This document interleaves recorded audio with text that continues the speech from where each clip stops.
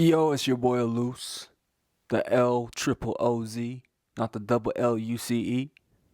We'll go ahead and cut the long introduction that we normally do, and we'll just cut right to this book, this beautiful book.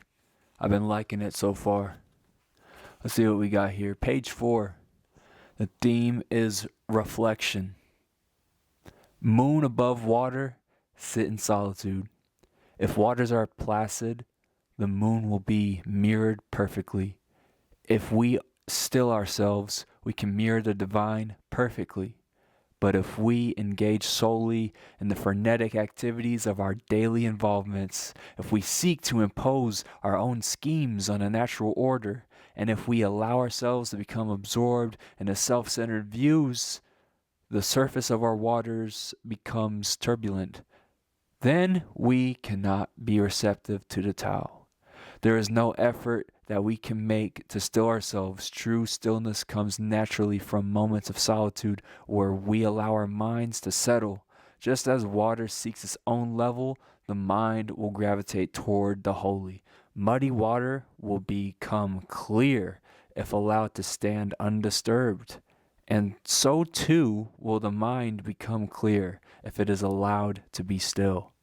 Neither the water nor the moon make any effort to achieve a reflection. In the same way, meditation will be natural and immediate. Powerful stuff as always. And it makes me think, when's the last time you or anybody else that you know has sat down and meditated?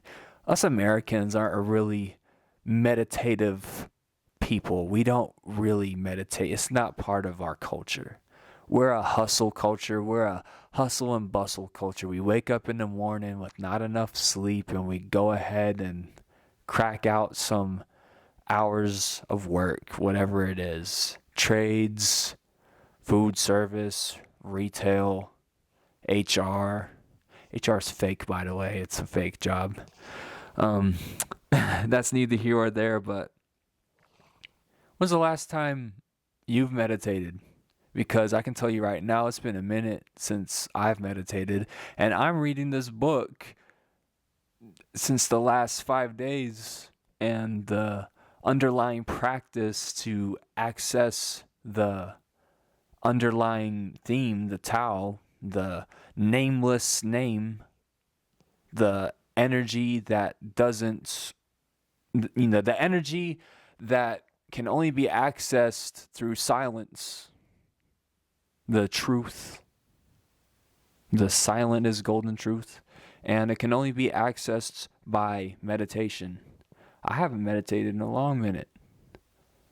But I wonder if we can be meditative while we work. If we are able to express this Tao Te Ching in everyday life. If we don't have time to meditate, perhaps this Wu Wei, this effortless action, if you've done your job enough, just let your body lead and not think about what's going to happen next during the day. And I try to do that when I'm working. I try to express the effortless action and just lead and disconnect from whatever I'm doing at work. And I'm just using my body, focusing on the movement and nothing else. Perhaps that can work as maybe reflection during turbulent times, if that's even possible. But yeah, we're not a meditative people, us Americans, probably us Westerners. That's something that I really admire about East Asian countries and East Asian people. We have a huge reverence for East Asian folks in China, Japan, South Korea.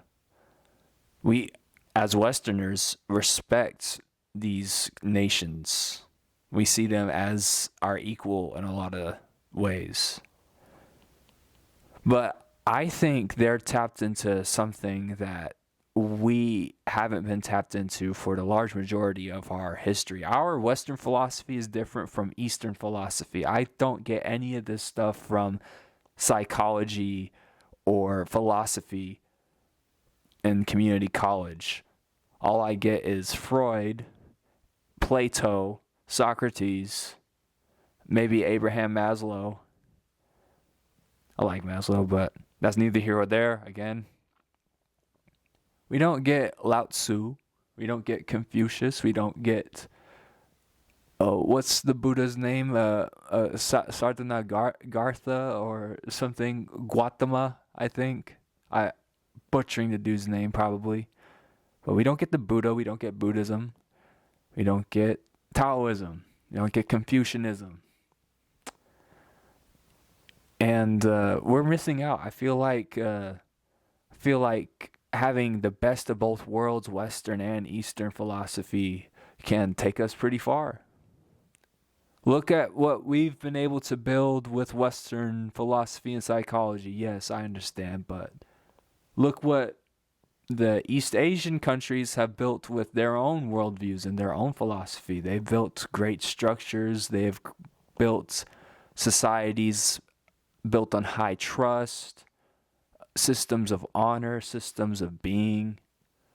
When I think of like a Japanese garden, I think of a well-kept, orderly garden, and there's no flaws, no trash in this Japanese garden. Like, that's what I think when I think of Japanese architecture and nature. But current day in the West, I feel like we're either losing our way or we need to adapt. And I look at current day China, I look at them, and I hear and see how they live and how their society is being conducted. Very homogenous society, mind you. Well, that's one thing that they're really big on, is homogeneity.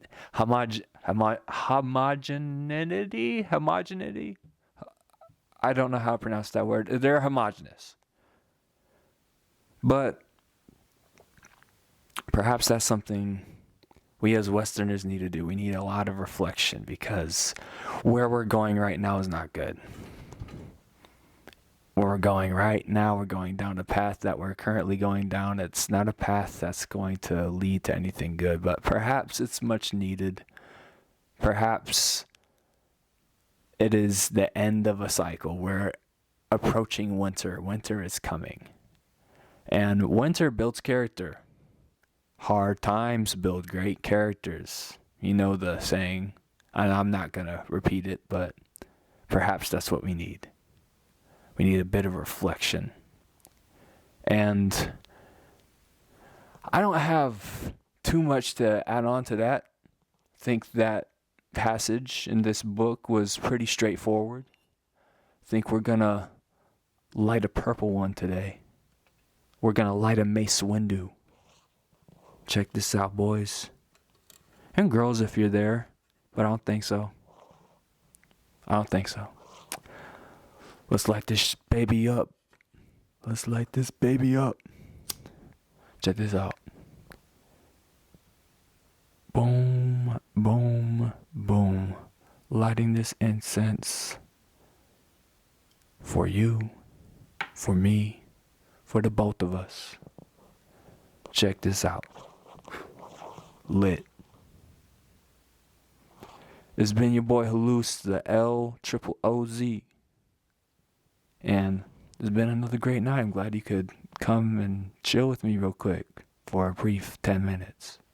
Maybe I'll get a little bit deeper into my studies, into my books, into my philosophy that I'm trying to build, to this channel of a bunch of days where I'm just sharing the last bit of essence of me at the end of the day.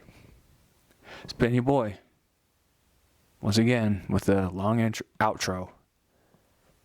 Peace out.